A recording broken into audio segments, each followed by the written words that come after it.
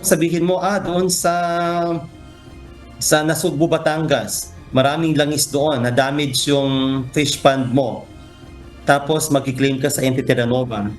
Tapos pagdating pala sa fingerprint, ibang langis yon, hindi galing Terra Nova. So, Nais matiyak ng pamahalaan na ang langis na nakitang lumulutang sa Manila Bay ay galing sa lumubog na MT Terra Nova.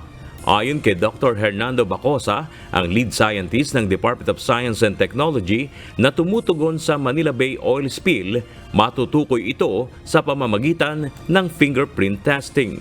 Aniya, magagamit din sa hinaharap ang resulta ng pagsusuri sa pag-claim ng insurance ng mga napinsala ng pagtagas ng langis.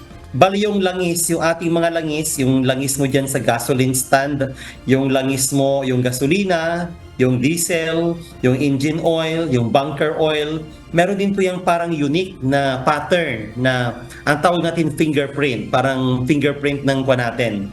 So yung fingerprint ng bunker oil ng MT Princess ay baka iba sa fingerprint ng nadala nung Terra Nova. Iba rin ito sa langis na nasa engine oil. Iba rin ito doon sa langis na diesel na ginagamit. Ayon sa opisyal, hindi kasing lubha ng nangyaring oil spill sa Mindoro ang kondisyon ngayon sa Manila Bay dahil agad na naselyuhan ng Philippine Coast Guard ang tagas ng MT Terra Nova. Isa si Dr. Bacosa sa kasama ng PCG nang pumunta sa Manila Bay noong July 29. Ibang-iba sa nakita natin nung tayo ay pumunta doon sa Mindoro oil spill. Kasi ang sa Mindoro talaga, even after 1 month or magdadalawang buwan na ata, talagang itim. Itim talaga yung makikita mo doon sa surface niya. Talagang yun ay mga langis. Ang tawag natin doon ay mga oil slick. Pero dito po ang nakita natin ay mga oil sheen.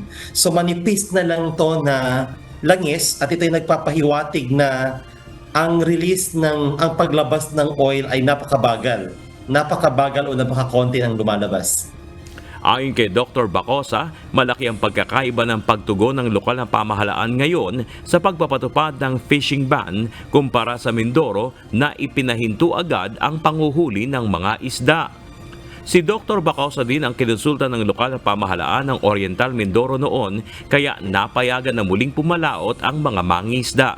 May 8 taon itong experience sa pag-aaral ng oil spill sa Amerika at 8 taon din sa Japan. Napakalawak ng dagat at syempre yung base rin po sa mga pag-aaral sa Amerika at iba pang bansa na ang mga isda ay may kakayahan na lumangoy palayo sa langis at ang mga isda po ay may kakayahan na alisin yung langis o yung mga pH sa kanilang katawan. Sa ngayon ay maaari naman anyang masuri ang mga isda kung kontaminado ito ng langis. Ang sensory yun yung amoy. So may nag-aamoy sila ng mga isda sa mga palengke, wala naman daw amoy. So kasi base sa pag-aaral sa siyensya, pag walang amoy na langis ang isda, ibig sabihin safe siyang kainin. So yun po ang unang-unang pamantayan natin. Pangalawa na doon yung chemical. Ayon sa eksperto, dapat ding matukoy kung may kontaminado na ng polycyclic aromatic hydrocarbons o PAH ang mga isda sa Manila Bay bago pa man magkaroon ng oil spill.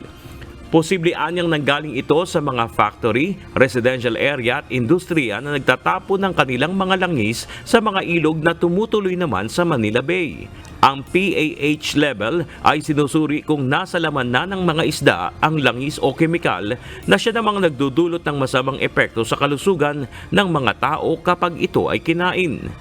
So possible kung ang isda dyan, exposed sa Manila Bay, ako po ay nagdadalawang isip na baka may ma-detect sila na mataas na pH. Pero baka yung pH na yon ay mataas na bago pa ang oil spill.